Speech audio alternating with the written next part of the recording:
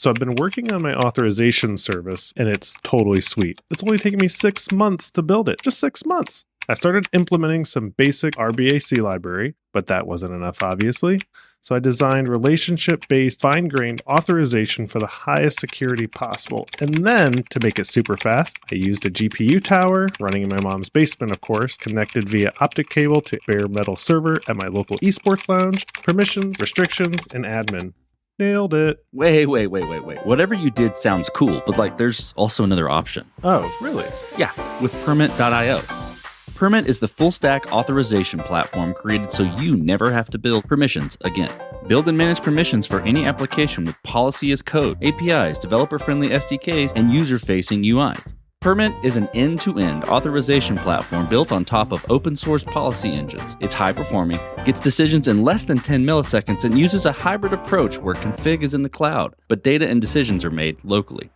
Not only is it intuitive, it lets you implement fully functional authorization in 5 minutes, not 6 months, and in the code base you prefer. Check out the link in the show notes or go to permit.io to learn more. That's permit.io. Sign up for Permit and stop rebuilding auth. So one of the missions that we have is really bringing this high tech to this industry to make it so intuitive and so effortless for people to just go in, find exactly what they want, and then buy it and then start using the health insurance in a preventative manner. We bit off a little bit more than we can chew, right? Just because building a fully integrated system with all EHRs across the country and working with every doctor required that we have a contract with every provider that we wanted to go after. So we decided to scrap it and focus on what are the core items that you use on a daily basis associated to your health. My name is Ariel Dominguez. My name is Irena Tigranyan. And we are the leaders of HealthBird. This is Code Story, a podcast bringing you interviews with tech visionaries. Spent 6 months moonlighting. There's nothing on the back end. Who share what it takes to change an industry. I don't exactly know what to do next. Took many goes to get right. Who built the teams that have their back. The company is its people. The teams help each other achieve. I was proud of our team. Keeping scalability top of mind. All that infrastructure was Yes, we've been fighting it as we grow. Total waste of time. The stories you don't read in the headlines. It's not an easy thing to achieve, mind Took it off the shelf and dusted it off and tried it again. To ride the ups and downs of the startup life. You need to really want it. It's not just about technology. All this and more on Code Story. I'm your host, Noah Labhart, and today how Ariel Dominguez and Irena Tigranyan are creating your go-to platform for everything health insurance. This episode is sponsored by Kiteworks. Legacy-managed file transfer tools lack proper security, putting sensitive data at risk. With Kiteworks MFT, companies can send automated or ad hoc files in a fully integrated, highly secure manner. The solution is FedRAMP Moderate authorized by the Department of Defense and has been so since 2017. Step into the future of secure managed file transfer with Kiteworks. Visit kiteworks.com to get started. This episode is sponsored by ClearQuery. ClearQuery is the analytics for humans platform. With their full suite of features, you can go from data ingestion to automated insights seamlessly. With Ask ClearQuery, you can find valuable insights into your data using plain English. Don't miss the opportunity to simplify your data analytics with ClearQuery. Get started today at clearquery.io/codestory.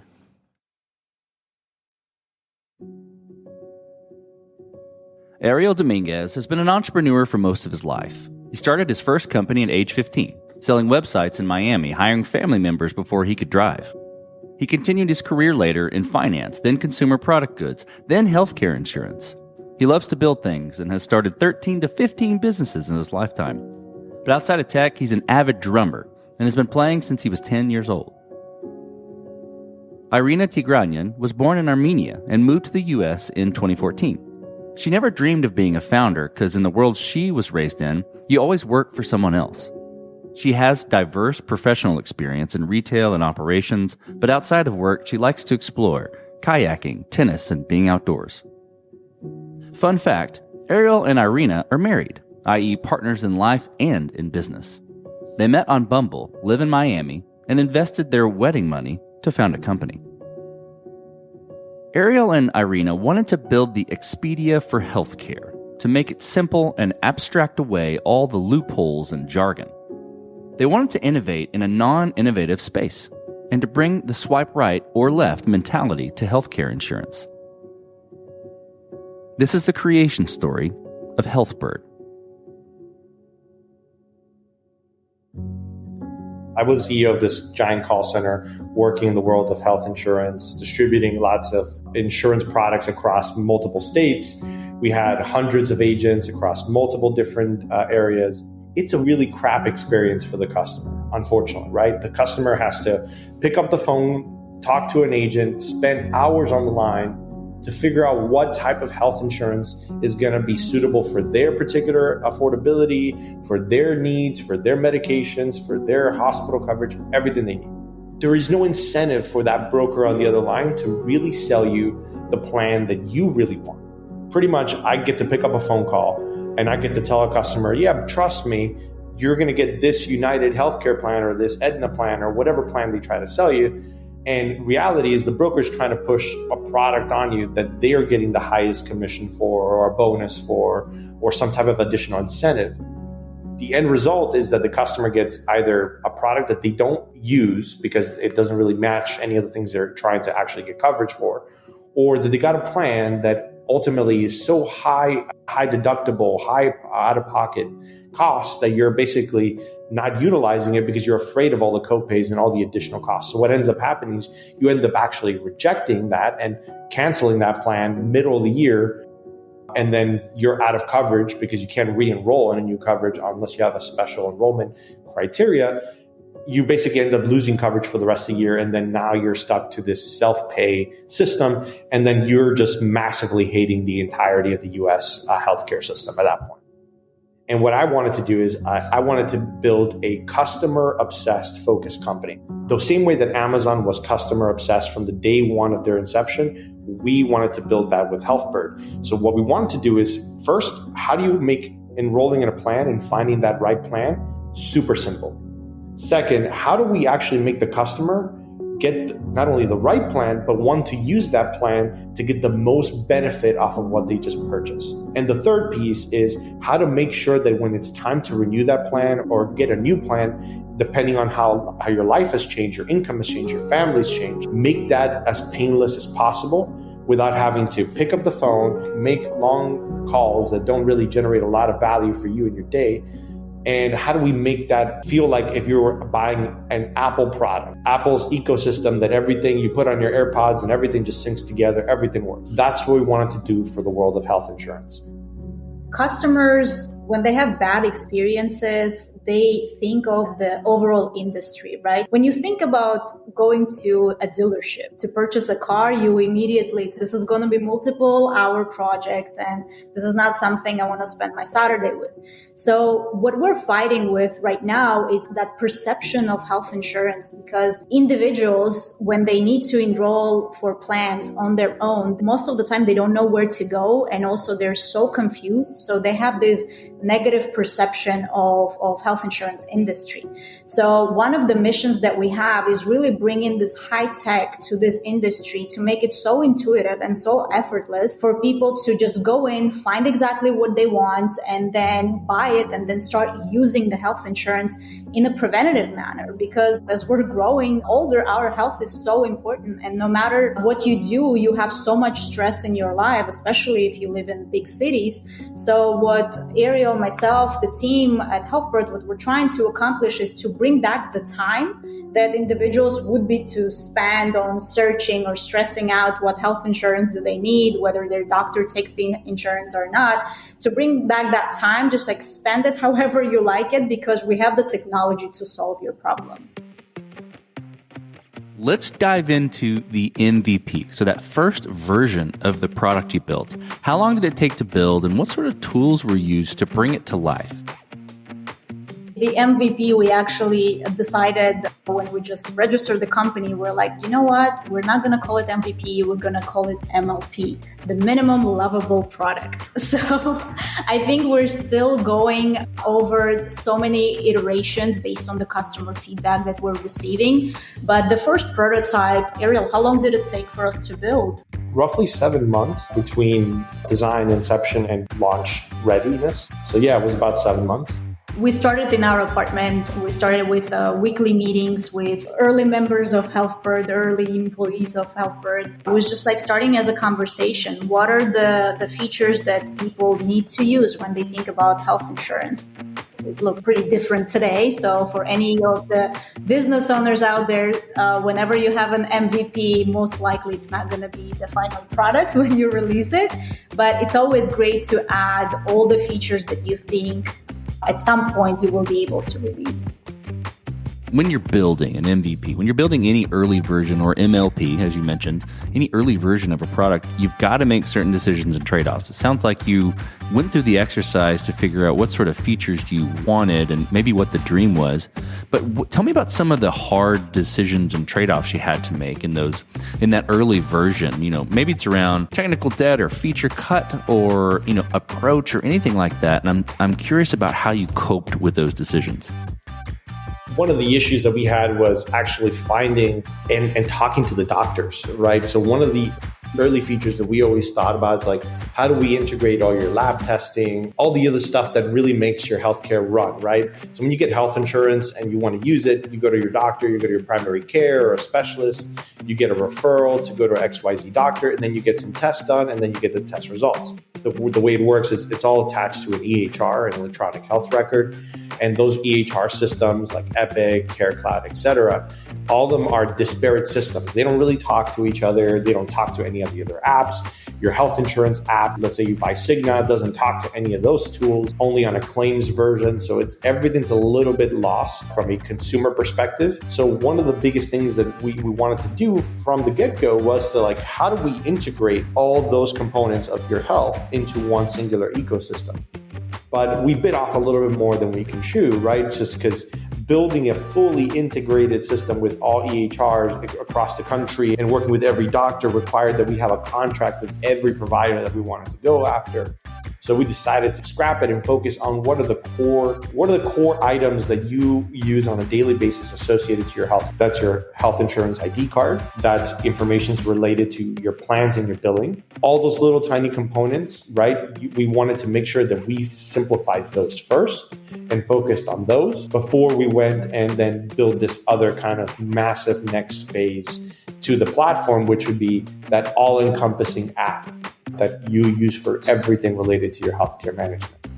So that was one of the compromises we had to make early on the vision of the company. But we also made other compromises, like basically getting rid of certain features like RX at the beginning, right? We basically said, look, we'll launch without the RX feature right away, but then we'll do RX down the road as the next piece of the puzzle that we're going to try to solve. So we had to make a lot of that for that first MVP or MLP, as we call it.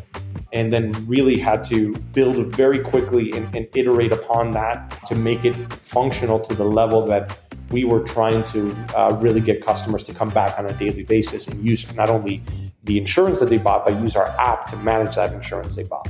And we suffered a ton of technical debt. We had to restructure databases. We had to put together an entirely new CRM from the ground up. We built our own CRM from the ground up because we didn't have the budget to go and get a Salesforce, right? It was too expensive for all the licensing fees we would have to pay for that. So we built everything in-house. And so that took us a lot longer with a lot more work and a lot more money sunk into the actual tech build. But we learned a lot from that. And now that kind of hump is over, we now have one of the most robust CRMs in the entire health insurance industry. So much so that we have brokers knocking at our door to license our CRM from us because it does everything that they've always wanted to do and more. So those are the trade-offs that we had originally, but now they've become really big pluses for the company.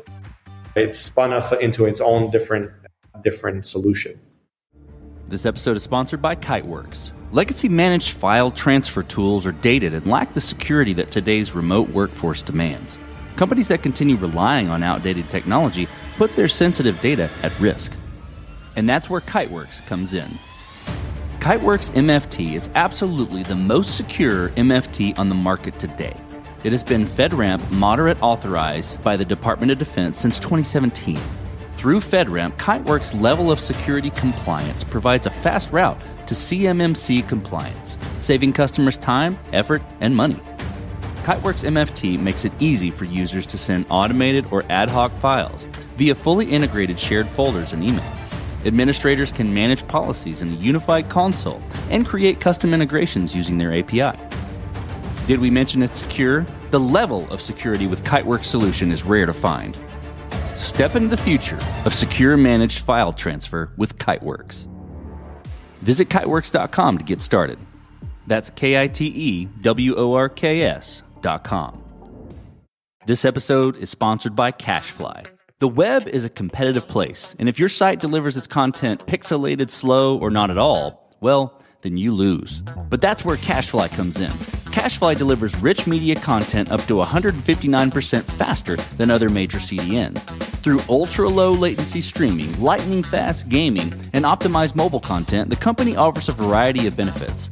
For over 20 years, CashFly has held a track record for high-performing, ultra-reliable content delivery. While competitors call themselves fast or use cute animal names, only CashFly holds the record of being the fastest and serves customers like Adobe, the NFL, or Roblox, where content is created by users and must be delivered in real time.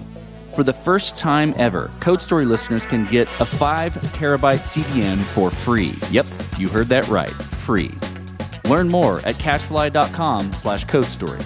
That's CACHEFLY.com/codestory.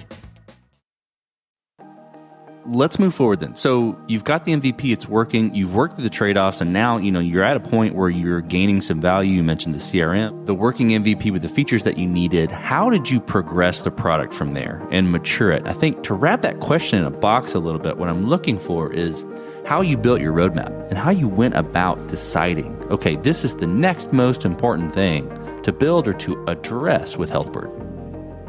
One of the important things when we're building a company such as HealthBird, that is not only a health insurance tool to help to find the right insurance, but also to help you utilize your insurance, it has multiple components. When first we had the idea, we're like, okay, first we're gonna help people find the perfect insurance plan for them, and then we're gonna provide this app, and we're gonna do it everything at the same time. But after eliminating a couple of features and really building the actual MVP, not the MLP, we realized that we first need to focus on one thing, which is getting the enrollment piece of health insurance right. That way, when customers come in, that first interaction with our platform on the web is very easy, and they have this type of preview what their health insurance experience could be. So we decided to focus all of our efforts from the marketing to engineering team to focus on that first enrollment piece, which means you go in, you enter your zip code, and you see what are the plans that you qualify for. How much would it cost you? What are the doctors that you would be able to go see, the in-network, out-of-network, and everything. So once you enroll, that is the first step for you to have that discovery with HealthBird, your discovery interaction with HealthBird. And once we got that successfully done, after I think 19 iterations of our platform, we decided to move to the app. That's when we started to really develop and release all the features that we've discussed previously. I think focusing on one segment of the product is crucial for any company. That way they can truly develop it to the stage where it's not only going to be a good-looking product, it's going to be a well-functioning product, but also your customers will be coming back to you, which is extremely important for any D2C businesses. One of the biggest struggles I think that a lot of companies tend to do, especially early startups, you tend to want to take on the world and more, right? You want to do everything possible to make your product like the standout shining beacon of hope, right? But the problem is that you only have 24 hours in a day, and you can't really force everyone to work at the same pace that you have, right? Not everyone has the same buy-in as the founders. You have to set expectations and narrow in your focus on what you can actually achieve within budgets, time, and really the goals of the company. early on, we tried to do a lot with the product, and then we had to really condense it down to what is the core business. As Irena was mentioning, the core business is helping you enroll, finding that health insurance plan for you. So we focused 100% on that, dialing that in, making that the best possible experience, taking all the customer feedback, focus group feedback, even just family and friends feedback that we had to basically build multiple iterations of that particular part of the product. Once we felt that was dialed in, then as Irena mentioned, we took on the app and then we took on all the other stuff. Then we started dialing in all the database pieces that I was talking about with the CRM, building a more comprehensive solution to automate the back office administration for the customer service. We even built an AI chatbot with our own LLM that has all the information around health burden, health insurance, and healthcare.gov that helps you basically answer any major question that our customer service team can do on the phone or via chat. Now you can do this with a real-time chatbot that does it in a more effortless and seamless manner. We started rebuilding and reorganizing how the team was set up as well. We, instead of having everybody work on everything at the same time, we started building product teams. You are the mobile team, you are the CRM team, you are the web PHP team. Building those segmentations really helped start building not only a more comprehensive product for each of those divisions, but build better results for the customer, because now things weren't crashing as often, the bugs weren't as visible, there were less complaints from customers' end, and really a higher output of like good feedback, right? Then, I love this feature. How can this feature be more robust by doing this? Giving us not only positive feedback, but also giving us ideas for future iterations of that product, because we started segmenting our business a little bit more around that. So I think that's been really the key to our last full year of business, has really been segmenting that and building the product into groups, and then really developing those groups internally with a better product as well as the end result for each of those groups. I hear you saying we, and I know you two are a unit in life and in business, but I'm curious about your team outside of you two. How did you go about building your team? And what did you look for in those people to indicate that they were the winning horses to join you? We were able to build in a winning team, and we haven't had any changes since really early on in our operations. Like, almost everybody that's been with us has been with us since the beginning of the company to date. So the biggest issue that we face with finding a team is finding a team that would believe in us, but would do it at a lower cost, because we didn't have obviously the money to pay a lot of the big salaries that they were already making. What I did is, first, I found people that I could trust. I obviously trust my wife and my co-founder, Irena, with my eyes closed. So I wanted somebody who can do that for every part of the business that we wouldn't touch. That would be like compliance. Who can we bring on to help us with the experience of compliance, but somebody we can give the reins of that particular division and say, hey, help us, guide us, and steer us in the right direction with us without us having to really micromanage and handhold. And so we started trying to find who those people were. And they started coming to us to an extent. Like, once we started talking out there with people that I knew from my previous companies, or just people that I had brought with me for over a long period of time, I told them about what we were building, the idea, and they just gravitated towards naturally. They said, look, I want to be a part of this. I don't care how much I get paid. I don't care what happens, right? If it fails or succeeds, I just want to be a part of the journey. We found that there was a lot of people that we could trust, that were specifically good at what they were doing, and with the right push from our end and the right passing of the mantle in a way to them for that particular project or area, they could be an extreme success in that role. Some of them were transitioning their careers. Some of them were bored and tired. And our CFO, I'll give an example, she had just finalized a sale of a $450 million company, which she was the CFO of, and she was looking for the next thing in her life. She was going through a restructuring of her own personal life, financial life, and she was trying to find the next project too that would be exciting, fun, but wouldn't be just the same old corporate dynamics that she was used to. Same thing with our principal agent, Ariel Tigranyan. He was passionate about building things, but he was a chemist. He was a laboratory chemist. He had nothing to do with the world of insurance, and he worked a small amount at my previous company, All the Doctor, learning how to become an agent. And he said, look, Ariel, I can be a much better principal agent because I'm a big problem solver. I have ability to adapt very quickly.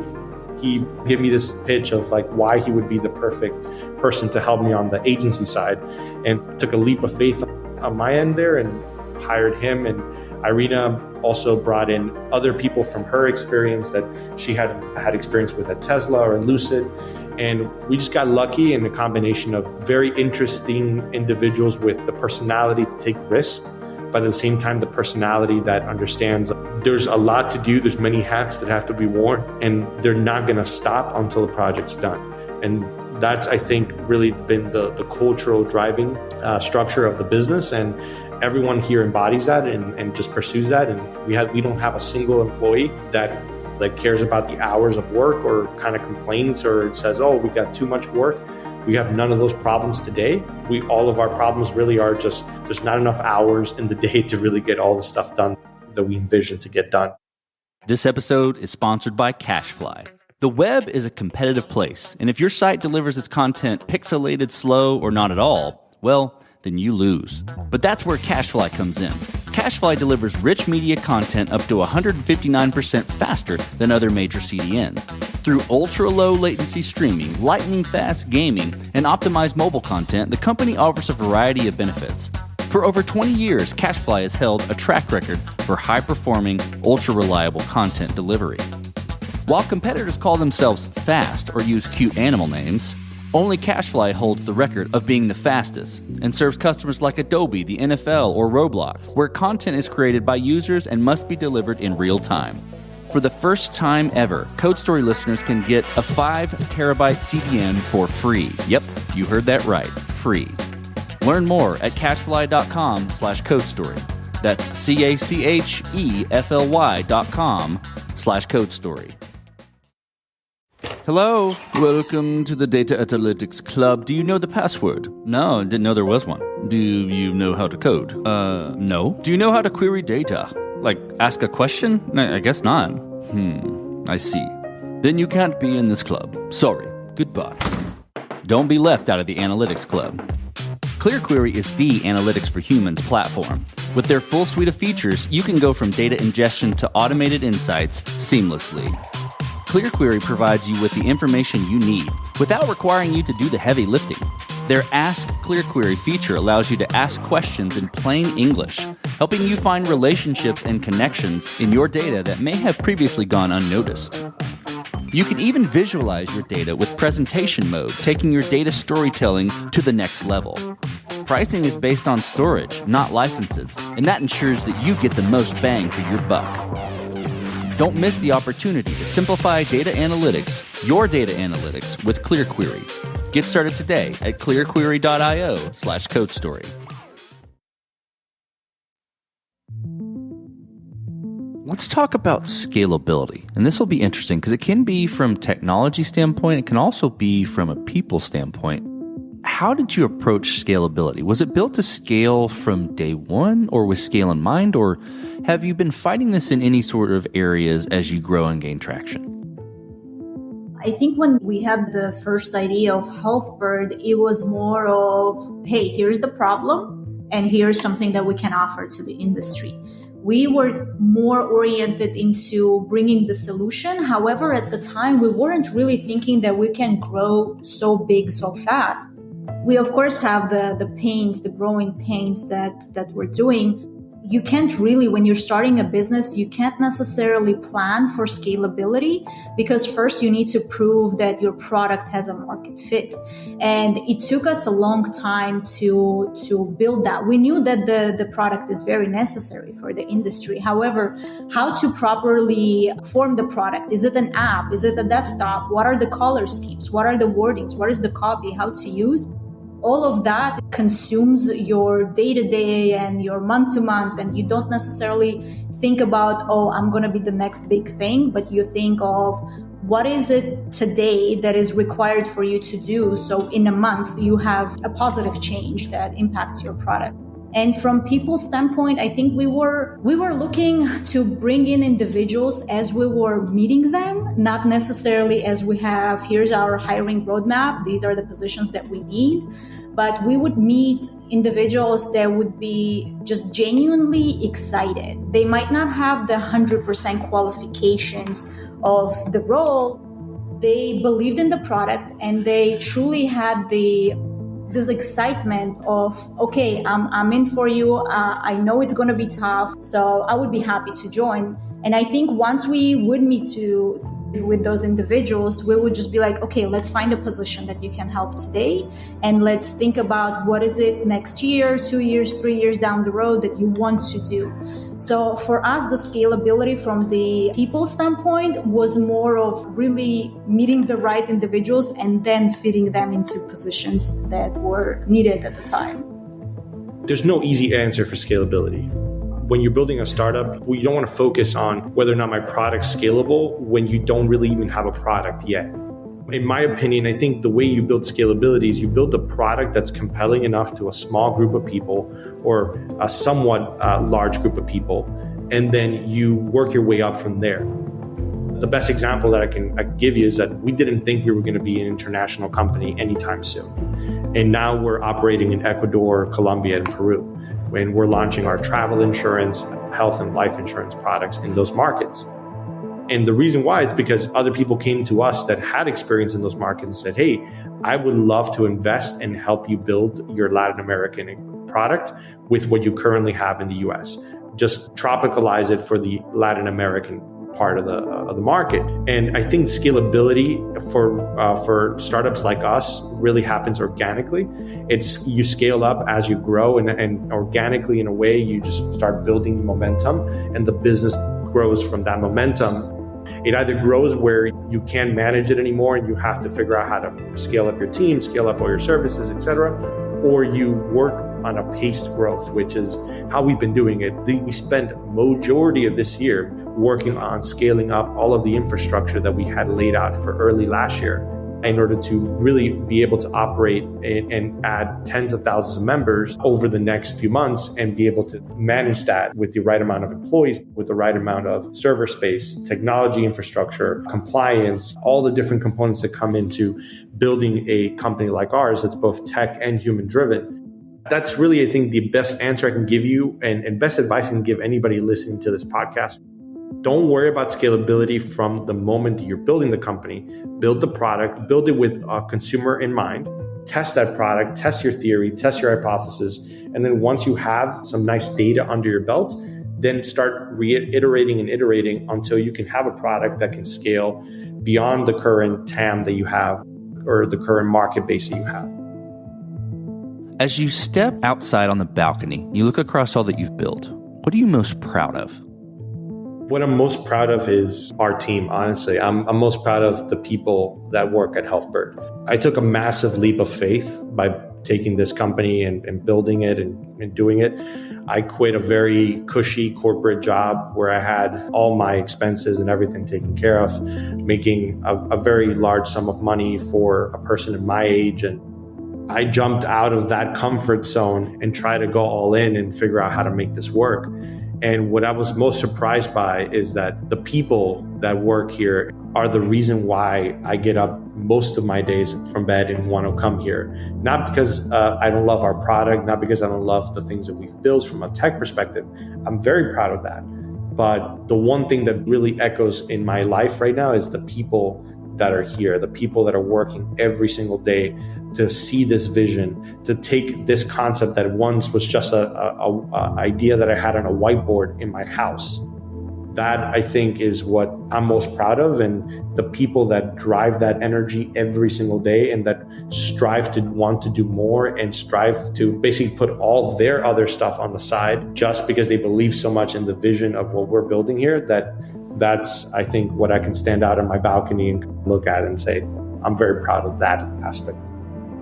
I would definitely echo Ariel, but being a founder or being co-founders, husband and wife and partners, it's a journey that is so volatile. It's so tough. And what I would be the most proud of, hopefully 5 years from now, standing on that beautiful balcony, is the thought that I'm so happy that we didn't give up, because we came to certain points so many times, especially early on last year, where we would be extremely stressed, unable to eat and sleep and function just because there were so many challenges that we had to overcome that we didn't necessarily know how to. And we needed to make decisions like within hours, if not minutes, just to make it work. And that pressure is just so heavy for you as an individual. And sometimes you would have these thoughts coming to your head. It's just like, you thought you could do this? Give up everything and go back to your corporate job. This is too tough. And having those moments and having the strength to push them away and be like, you know what? No, I'm going to push to the point where I can't anymore. And this is not that point. I can still function. I can still get up. I can still do it. That is one of the toughest things that every single founder, every single startup owner faces. And being able to overcome that is truly something that every single owner, every single startup founder should be proud of. Let's flip the script a little bit. Tell me about a mistake you made and how you and your team responded to it. So when we launched our product, the first 3 weeks of launch, we enrolled 10 customers. So we thought we had built a crappy product or product that no one really cared about. I had this assumption, right? If you build it, they will come. Field of dreams kind of analogy there. But the problem is that that's not true. People don't really care about your product as much as you do. They don't trust you, nor do they care to really try something new because it comes with potential perils, right? And so our biggest failure, I think, as a company and personally, was that we assumed that the customer would immediately love us and switch over once we showed them how cool our platform was. But that wasn't true. What the customer really wanted was to feel reassured. And the way that the industry was doing that is through a call center. All they wanted to do was talk to a customer. They wanted to talk to a person, feel reassured in that way. What I truly saw as a struggle was, man, did we just build the wrong product? Did we build a product that the market wasn't ready for? Are we pioneering something so new that people just won't use it? And I think we had a lot of that debate. And so I think that was one of our initial mistakes in the assumptions that we made around the market. And we learned from that very quickly, but it did cost us a lot of money and a lot of time to figure out why we were failing and why things weren't working as originally perceived. Another struggle is, and I think every business can relate to this, is finding the right investors and finding the right backers for the business. We took on different investors early on and finding the right mix of them. We didn't want to dilute our shares and our ownership in this business that we love, but we also needed the capital. So a lot of the early mistakes that we made was assuming that we could bootstrap everything and that everything was going to be easy for us to scale and do with our own capital, and that we were not going to need outside capital. And then another mistake that we made was assuming that all capital is worth the same, that you give us $100,000 or $1 million, and if it's money, it doesn't matter. All money is green. That wasn't true. And I think that's a big mistake that we made early on, assuming that all the money from these investors and we would bring into the company was going to be worth equally the same amount of weight. It took us about a year to redefine that strategy on the investment side as well and make sure that we aligned ourselves with the right proper investors that knew what we were building, understood the foundations of the company, but also backed up what they were talking about, right? From not only from a capital perspective, but from finding partnerships and strategic other investors to bring on to the cap table to really help scale the business. This will be fun to ask. And I always love to hear the passion from the founder's perspective on what the future looks like. So tell me what the future looks like for the product and for the team at Healthbird. I want to be ubiquitous in the world of health insurance. When you think health insurance, I want you to think Healthbird. The same way when you think like book shopping or online shopping, you think of Amazon. We want to be the company that everybody understands and knows for this particular solution, right? But beyond that, I want to be your all-encompassing health management. Healthcare doesn't have to suck. It doesn't have to be a horrible nightmare of a mess to manage. It could be pretty much as simple as logging into one platform and just having all of your data and all of your information at your fingertips. And I think that's the future of the product, right? The product itself naturally has progressed into becoming a tool for the consumer to utilize for their health management, for their insurance management. and for also the brokers, right? So another iteration of the product that we've now just has naturally happened is insurance brokers that are selling this product as a call center or within the same space. They are looking for a technical solution that can be a lot easier for them to manage their customers, for them to give their customers additional benefit. And this is not something that naturally happens for them because they don't have a development team. They don't have a tech team majority of the time. These are small mom and pop brokers. They're your local insurance agents and local insurance agencies that have 3-4 employees, all of them being usually family. And they're not able to scale their technology. They're going to find technology is going to be very expensive, and it typically has to be customized and won't fit exactly their need. Where I think a natural fit of our product is also the solutions for the brokers will become an extension of our business, much more faster growing than we originally ever intended or even thought it would be. Just because our product is so well developed for this industry and for solving the problems that we had to solve for ourselves, but it's the same problems that a lot of the same companies deal with on a day-to-day basis. It's how do we take our tech and now help them solve their problems, not just ours. I always keep going back to the successful startups or the successful big companies that no longer startups, and specifically to the company called Uber.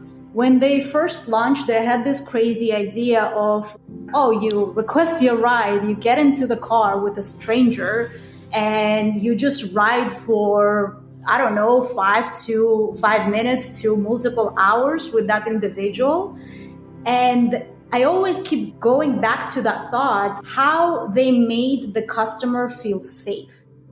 So I think when I think about HealthBird, I want the same level of trust from our customers from the first interaction or from the first moment that they hear about HealthBird, they discover something like HealthBird, that they know they can rely on us, that everything that they have going on, whenever it comes to their healthcare, their health insurance, it is going to be solved because we have not only the technology that's helping them, but we have qualified individuals sitting behind their smartphone screen and able to assist them with their questions, their problems, their wonderings, anything that they have. It would be really establishing ourselves not as the tool that can help you solve certain challenges that you have today, but that can be the tool that you can rely on. I want HealthBird to become a verb. And what I mean by that is when you look to travel somewhere, you're like, I'll just Uber there. When you look to search something on the internet, you're like, I'll just go ahead and Google it. So what I think of right now, it sounds extremely weird to say, I'll HealthBird it. But hopefully in the future, that does become something that people will just be using. So I want to hear from you both around influences. So who influences the way that you work? Name a person or many persons or something you look up to and why. Ariel and I had to take a road trip to visit and spend time with our families. And we found on Spotify, there is this book, like everyone were talking about it. It was released so many years ago, like how come we never listen? And it's about someone that I admire personally, that I worked for in the past. We started listening to the book and all the crazy ideas, all the innovations that he was bringing to the table, and something that no one would ever take seriously. That individual is, of course, Elon Musk. When he had the idea, I'm just going to build the next spaceship. I'm just going to build the next electric vehicle company. I think he is definitely an inspiration to a lot of people, not only by the ideas, but also by the way he works, by the commitment that he has, that no matter what happens out there, I have a mission. I have this one thing that I'm focusing on within the next 1 hour, and that's it. No one will ever distract me from it. So I think Ariel and I both were on some level inspired by the book, so much so that we had to call in a 3-hour meeting with our executive team and make some changes within the structure of the company and the meeting types and the agendas and how are we going to be more efficient and much faster. I love Elon and I love his ability to take a non-standard business and make it known for SpaceX or Tesla, known for basically pioneering or revolutionizing an entire industry. But I've read a lot over my lifetime, and one of the things that really inspired me was actually, believe it or not, Bernard Arnault from LVMH. How a guy that really ultimately didn't even belong in the luxury goods market took a company that was flailing and dying from nothing to the most well-known luxury goods products in the entirety of the world. I loved his approach and some of the things he said early on when he was building LVMH and the companies that became LVMH. He was always with the approach of, I don't want to destroy something. I want to figure out how we can make it all together work better. He didn't want to destroy the brands. He didn't want to destroy the houses that he, was acquiring or helping structure. He wanted to figure out how he can take that and just elevate it to the next level. And I think that's what our approach has been from day one with health insurance. Is we're not trying to dismantle the system that already exists. We're trying to elevate the current system to become that much better within the infrastructure that already exists. We're not trying to reinvent the entirety of the wheel. We're just trying to add spokes to the wheel. The difference in personalities there, I think, between Elon and Arnold and all the other people that have influenced us over our time, just give us, from a business perspective, a lot of different areas of where they failed and they succeeded that we can then take from that. From my own personal experience, I'm also very inspired by my family. My parents are immigrants and they came to this country with nothing, no food, nothing to their name. And they gave me everything that I have. And they tried their best to work 5 jobs at the same time between my father and my mother to make the best of a really tough situation. I had to grow up with my grandmother because my mother and father were always working, so I never really got to see them very often. I think I'm most inspired by them, just the factor that they didn't care about themselves. They cared about what future can we give to our children to make them much more successful than we will ever be. And I think that is an inspiration that always lives with me and always grounds me and makes me think like I should work harder and I should work faster, because this is an opportunity that not many people in this world ever get. Last question. So you're getting on a plane and you're sitting next to a young entrepreneur who's built the next big thing. They're jazzed about it. They can't wait to show it off to the world and can't wait to show it off to you right there on the plane. What advice do you give that person having gone down this road a bit? Never lose the trust and never lose the excitement that you have. You're building a company and you're not doing this on your own. You have people around you and they will be always looking up to you. If you're going through challenging times, you can share with them. However, do not lose the trust in your product, because that's what energizes companies. For us, I think that's just the driving force for both of us. Whenever I feel down and Ariel lifts me up, whenever he's feeling down, we have this pep type of conversation on the ride home. So believing in what you do and really always going back to why did you start the company? Why do you think it's important? And reassuring yourself that you're not crazy, that you're doing something that matters. You're doing something that you should enjoy the journey, whether it's a hard time, it's a good time. It's all about the journey. You will just blink and it will be 10 years when you started the company. 10 years ago, you built the company and you've done so much. Just enjoying the challenges, enjoying the moments, enjoying the conversations, enjoying the day-to-day. It's very important being present in the moment.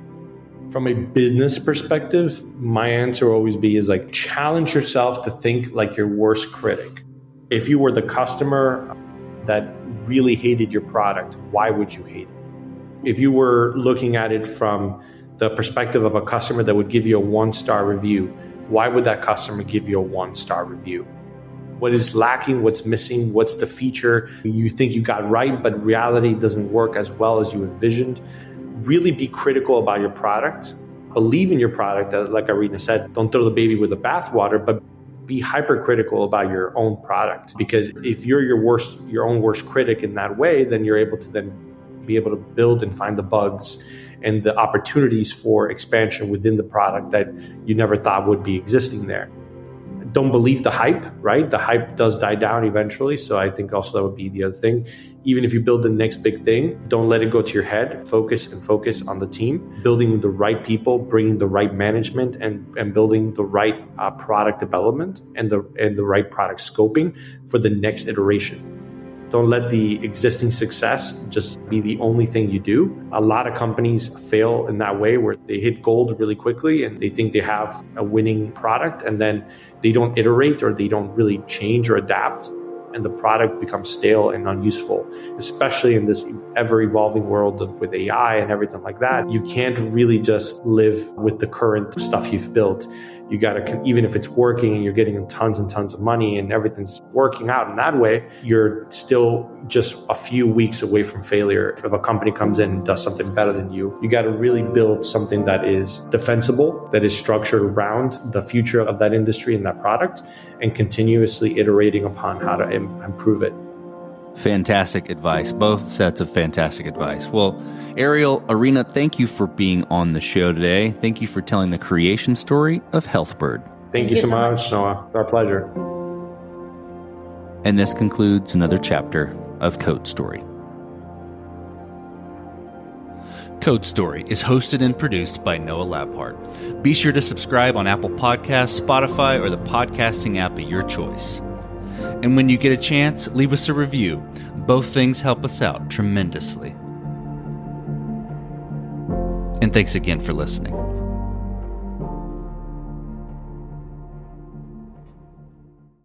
You just realized your business needed to hire someone yesterday. How can you find amazing candidates fast? Easy. Just use Indeed. Stop struggling to get your job post seen on other job sites. With Indeed sponsored jobs, your post jumps to the top of the page for your relevant candidates, so you can reach the people you want faster. According to Indeed data, sponsored jobs posted directly on Indeed have 45% more applications than non-sponsored jobs. Don't wait any longer. Speed up your hiring right now with Indeed.